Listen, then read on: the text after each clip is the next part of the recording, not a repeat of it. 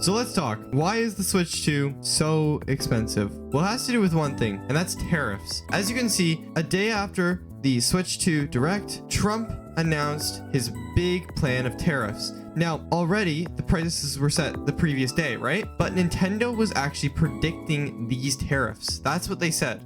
So they were predicting these tariffs, and that's why they were setting it to a higher price.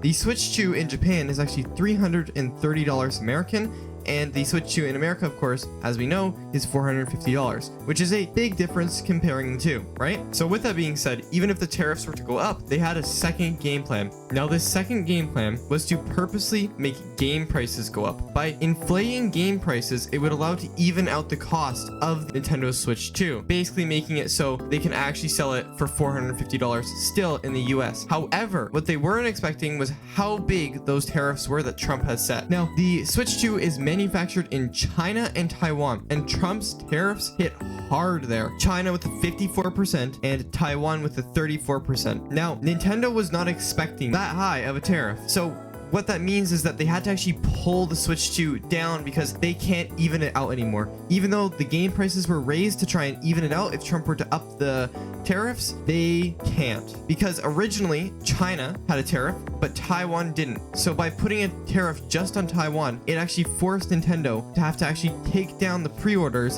and entirely change the price. So for everybody who's complaining about the Switch 2 prices being super high and stuff like that, it has to do with tariffs, okay?